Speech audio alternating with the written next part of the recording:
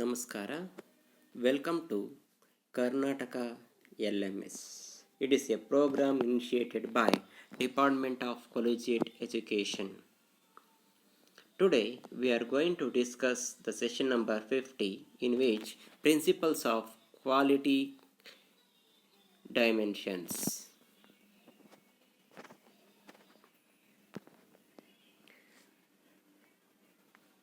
Principles of quality dimensions. Deming's 14 points of total quality management. Deming suggested that the top level management has higher responsibility for the improvement of quality than middle and lower level personnel.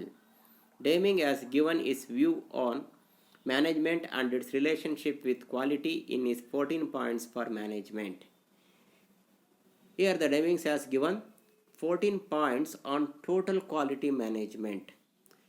As per his view, the quality aspects should always rest with the top level management than the middle and lower level personnel. Therefore, top level management has to take more responsibility towards improvement of the quality. ಇಲ್ಲಿ ಡೆಮಿಂಗ್ಸ್ ರವರ 14 points ಒಟ್ಟಾರೆ ಗುಣಮಟ್ಟದ ನಿರ್ವಹಣೆಯಲ್ಲಿ 14 ಅಂಶಗಳನ್ನು ನೀಡಿದ್ದಾರೆ. ಇವರ ಪ್ರಕಾರ ಈ ಒಂದು ಗುಣಮಟ್ಟದ ಅಭಿವೃದ್ಧಿ ಹೆಚ್ಚಿನ ಜವಾಬ್ದಾರಿ ಉನ್ನತ ಮಟ್ಟದ ನಿರ್ವಹಣೆಗಿರುತ್ತೆ, ಮೇಲ್ಮಟ್ಟದ ನಿರ್ವಹಣೆಗಿರುತ್ತೆ. ಕಂಪೇರ್ ಮಾಡಿದ್ರೆ ಯಾವುದಕ್ಕೆ ಅಂತೆ ಮಧ್ಯಮ ಮಟ್ಟ ಅಥವಾ ಕೆಳಮಟ್ಟದ ನಿರ್ವಹಣೆಗೆ ನಾವು ಅಥವಾ ಪರ್ಸನಲ್ ನೌಕರರಿಗೆ ಕಂಪೇರ್ ಮಾಡೋದಾದರೆ ಟಾಪ್ ಲೆವೆಲ್ ಮ್ಯಾನೇಜ್ಮೆಂಟ್ ಅಂತ ಕರ್ಕೊಳ್ತೀವಿ, ಅವರಿಗೆ ಹೆಚ್ಚಿನ ಒಂದು ಜವಾಬ್ದಾರಿ ಇರುತ್ತೆ. ಆದ್ದರಿಂದ ಡೆಮಿಂಗ್ ರವರು 14 ಪಾಯಿಂಟ್ಸ್ ಅಂಶಗಳ ಒಂದು ಟೋಟಲ್ ಕ್ವಾಲಿಟಿ ಮ್ಯಾನೇಜ್ಮೆಂಟ್ಗೆ ಕೊಟ್ಟಿದ್ದಾರೆ ಪ್ರಿನ್ಸಿಪಲ್ಸನ್ನು. These points are summarised as under. First one, create consistency of purpose towards improvement of product and service with an aim to become competitive and thus to stay in business and to provide jobs. ಮೊದಲನೇದಾಗಿ ಏನು ಮಾಡಬೇಕಾಗುತ್ತೆ, ನಾವು ವಸ್ತುಗಳ ಅಥವಾ ಸೇವೆಗಳ ಒಂದು ಪೈಪೋಟಿಯನ್ನು ಜಾಸ್ತಿ ಮಾಡಿಕೊಡೋದಕ್ಕೋಸ್ಕರ ಏನು ಮಾಡಬೇಕಾಗುತ್ತೆ, ಒಂದು ಕನ್ಸಿಸ್ಟೆನ್ಸಿ ಸ್ಥಿರತೆಯನ್ನು ಕಾಪಾಡಿಕೊಳ್ಬೇಕಾಗುತ್ತೆ. Number 2, adopt the new philosophy for economic stability. Management needs to take leadership for change and we no longer live with delays, mistakes, defective materials and defective workmanship. ಎರಡನೇದಾಗಿ ತಿಳ್ಕೊಳ್ಬೇಕಾಗಿದೆ ಅಂತ ಹೇಳಿದ್ರೆ, ನಮ್ಮ ಆರ್ಥಿಕ ಸ್ಥಿರತೆಗೋಸ್ಕರ ಒಂದು ಫಿಲಾಸಫಿ ತತ್ವವನ್ನು ನಾವು ಯಾವಾಗಲೂ ಕೂಡ ಅಳವಡಿಸ್ಕೊಳ್ಬೇಕು. ಅದೇನು ಅಂತ ಹೇಳಿದ್ರೆ, ಒಂದು ನಾಯಕತ್ವವನ್ನು ಬೆಳೆಸ್ಕೊಳ್ಬೇಕು. ಏನಕ್ಕೋಸ್ಕರ ಅಂತ ಹೇಳಿದ್ರೆ, ಏನು ಬದಲಾವಣೆ ಆಗುತ್ತೆ ಆ ಬದಲಾವಣೆಗೆ ತಕ್ಕಂತೆ ನಮ್ಮ ಲೀಡರ್ಶಿಪ್ ಕೂಡ ಬದಲಾವಣೆಗೆ ಒಳಪಡಬೇಕಾಗುತ್ತೆ. ಇದರಲ್ಲಿ ಏನಾದರೂ ವ್ಯತ್ಯಾಸಗಳು ಕಂಡು ಬಂದರೆ ಇದನ್ನು ಸರಿಯಾಗಿ ಮಾಡ್ಕೊಳ್ಳೋದಲ್ಲೇ ಇದ್ದ ಸಂದರ್ಭದಲ್ಲಿ ನಾವು ಏನು ಮಾಡಲಿಕ್ಕಾಗಲ್ಲ, ಒಂದು ಮಾರ್ಕೆಟಲ್ಲಿ ಉಳಿಯೋದಕ್ಕೆ ಸಾಧ್ಯ ಆಗೋದಿಲ್ಲ. Third one is eliminate the needs for mass inspection by building quality into the product in the first place. So here we have to eliminate the need for mass inspection by building quality.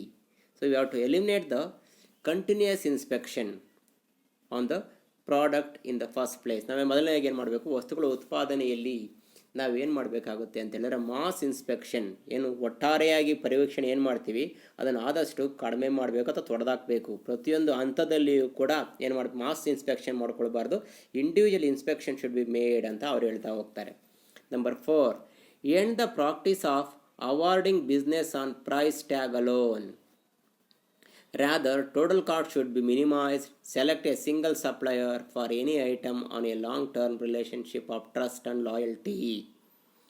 ಕೇವಲ ಬೆಲೆಯಿಂದ ಮಾತ್ರ ನಾವೇನು ಮಾಡ್ಕೊಳ್ಬಾರ್ದು, ಒಂದು business ಏನು ವ್ಯವಹಾರವನ್ನು ಗುರುತಿಸೋಕೆ ಹೋಗಬಾರ್ದು. ಏಕೆ ಅಂದರೆ ನಾವು ಯಾವಾಗಲೂ ಕೂಡ ಏನು ಮಾಡಬೇಕಾಗುತ್ತೆ ಅಂತ ಹೇಳಿದ್ರೆ ಒಟ್ಟು ವೆಚ್ಚವನ್ನು ಕಡಿಮೆ ಮಾಡಲಿಕ್ಕೆ ನೋಡ್ಕೊಳ್ಬೇಕು. ಮತ್ತು ನಮಗೆ ಪೂರೈಕೆದಾರರು ಏನಿದ್ದಾರೆ ಆ ಪೂರೈಕೆದಾರರು ಯಾವಾಗಲೂ ಕೂಡ ಒಬ್ಬರೇ ರೀತಿ ನೋಡ್ಕೊಳ್ಬೇಕು. ಏಕೆಂದರೆ ದೀರ್ಘಾವಧಿಯಲ್ಲಿ ಆ ಒಂದು ರಿಲೇಷನ್ಶಿಪ್ಪನ್ನು ಬೆಳೆಸ್ಕೊಳ್ಳೋದಕ್ಕೆ, ನಂಬಿಕೆಯನ್ನು ಮತ್ತು ವಿಧೇಯತೆಯನ್ನು ಬೆಳೆಸ್ಕೊಳ್ಳೋದಕ್ಕೆ ಸಾಧ್ಯ ಆಗುತ್ತೆ. ಆದ್ದರಿಂದ ನಾವು ಯಾವುದೇ ಒಂದು ವಸ್ತುವನ್ನು ಕಚ್ಚಾ ಸಾಮಗ್ರಿಗಳನ್ನು ಖರೀದಿ ಮಾಡ್ತಾ ಇದ್ದೀವಿ ಅಂದರೆ ನಮ್ಮ ಪೂರೈಕೆದಾರರು ಕೂಡ ಏನಾಗಿರಬೇಕು, ಒಬ್ಬರೇ ಆಗಿರಬೇಕು. Number 5, improve constantly the system of production and service to improve quality and productivity and thus leading to the decrease in cost. Every time we have tried to improve the system or technology in production and services.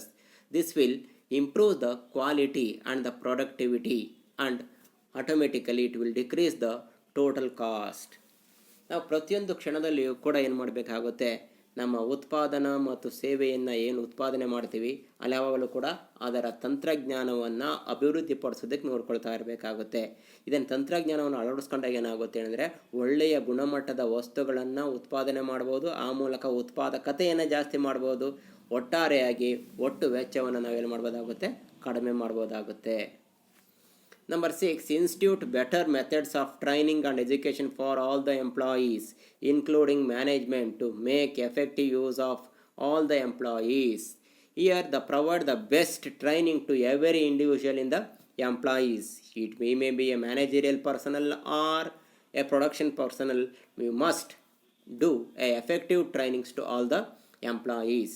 ಇಲ್ಲಿ ಆರನೇದು ಏನು ಹೇಳುತ್ತೆ, ಪ್ರತಿಯೊಬ್ಬ ನೌಕರನಿಗೂ ಕೂಡ ಸರಿಯಾದ ವಿಧಾನದ ಮೂಲಕ ತರಬೇತಿ ಕೊಡಬೇಕಾಗುತ್ತೆ. ಅವರು ಉನ್ನತ ಮಟ್ಟದ ಅದೇ ಕೆಲಸಗಾರ ಆಗಿರಲಿ ಅಥವಾ ಕೆಳಮಟ್ಟದ ಕೆಲಸಗಾರ ಆಗಿರಲಿ, ಪ್ರತಿಯೊಬ್ಬರಿಗೂ ಕೂಡ ಒಂದು ದಕ್ಷತೆಯಿಂದ ಪರಿಣಾಮಕಾರಿಯಾದ ತರಬೇತಿಯನ್ನು ಕೊಡಬೇಕಾಗುತ್ತೆ.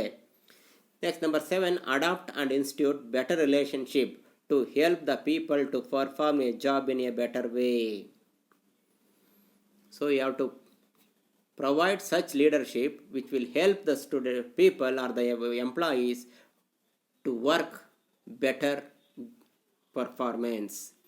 ಇಲ್ಲಿ ನಾವು ಹೇಳ್ತಾ ಇದ್ದಾರೆ ಏನಂತ ಹೇಳಿದರೆ, ಒಂದು ಒಳ್ಳೆಯ ಉತ್ತಮ ಮಟ್ಟದ ನಾಯಕತ್ವವನ್ನು ಬೆಳೆಸಬೇಕು. ನಾಯಕದ ಉತ್ತಮವಾಗಿದ್ದರೆ ತನ್ನ ಕೆಲಸಗಾರರು ಏನಿದ್ದಾರೆ ಅವರಿಗೆ ಉತ್ತಮವಾದಂತಹ ಒಂದು ಬೆಂಬಲದೊಂದಿಗೆ ಅವರು ಸರಿಯಾಗಿ ಕೆಲಸ ನಿರ್ವಹಿಸೋದಕ್ಕೆ ಸಾಧ್ಯ ಆಗುತ್ತೆ.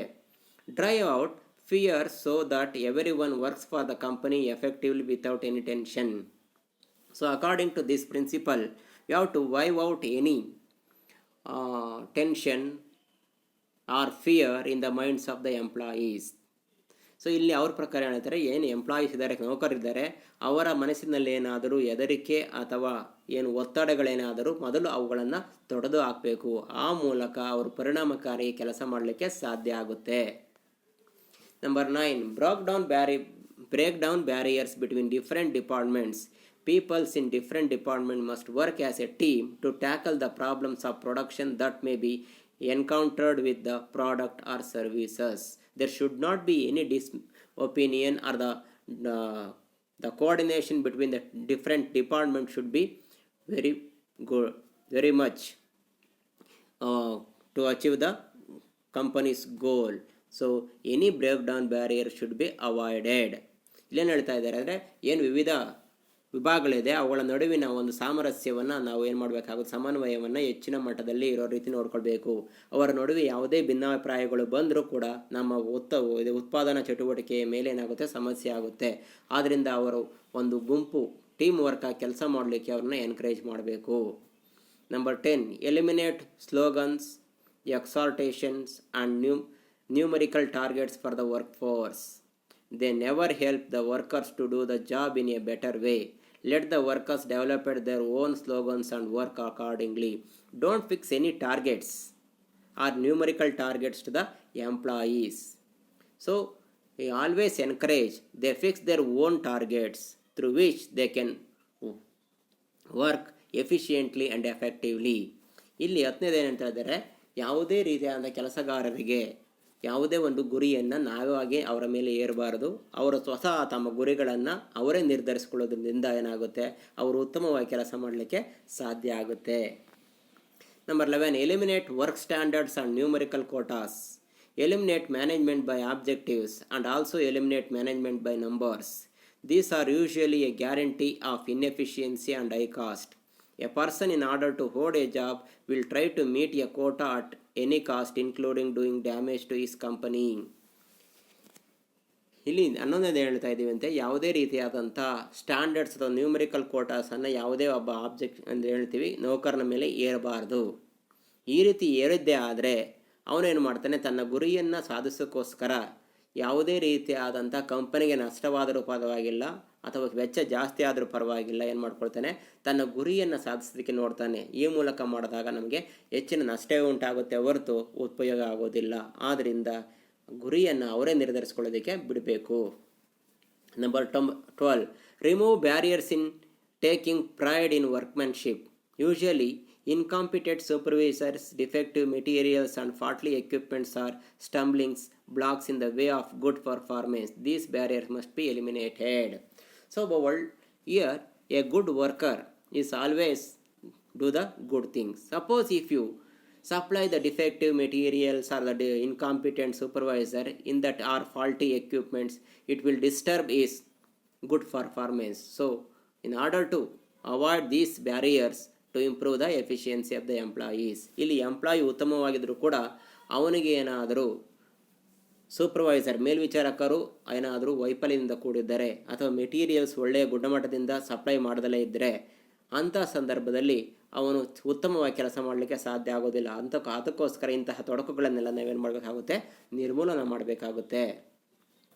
Number 13, introduce the vigorous program of education and self-development. Both the management and the workforce will have to be educated in the new knowledge and understanding, including teamwork and statistical techniques. 13ನೇದಾಗಿ ಹೇಳ್ತೀವಿ, ಈ ಕೆಲಸಗಾರರು ಅಥವಾ management ಏನಿದ್ದಾರೆ ಅವರಿಬ್ಬರೂ ಕೂಡ ಒಳ್ಳೆಯ ಶಿಕ್ಷಣವನ್ನು ಅವರ ಸ್ವ ಅಭಿವೃದ್ಧಿಗೆ ನಾವು ಕೊಡಬೇಕಾಗುತ್ತೆ. ಆ ಮೂಲಕ ಅವ್ರನ್ನ ಎನ್ಕರೇಜ್ ಮಾಡಿ ಒಂದು ಟೀಮ್ ಸ್ಪಿರಿಟಲ್ಲಿ ಕೆಲಸ ಮಾಡಲಿಕ್ಕೆ ಬಿಡಬೇಕಾಗುತ್ತೆ. Last one, take proper action to accomplish the transformation. Top management has to constitute a team with a plan of action to carry out the quality mission. So ಇಲ್ಲಿ ಏನು ಮಾಡಬೇಕು, ಮೇಲ್ಮಟ್ಟದ ನಿರ್ವಹಣಾ ಮಟ್ಟ ಏನಿದೆ ಅವರು ಉತ್ತಮವಾದಂಥ ಟೀಮ್ ಪ್ಲಾನನ್ನು ಮಾಡಿಕೊಂಡು ಏನು ಮಾಡಬೇಕಾಗುತ್ತೆ, ಕೆಲಸವನ್ನು ನಿರ್ವಹಿಸೋದ್ರ ಮೂಲಕ ಉತ್ತಮವಾದಂಥ ಕ್ವಾಲಿಟಿಯನ್ನು ನಾವು ತರ್ಬೋದಾಗುತ್ತೆ. ಇಲ್ಲಿಗೆ ಈ ಒಂದು ಸೆಷನ್ ಮುಕ್ತಾಯ ಆಗುತ್ತೆ. Thank you very much.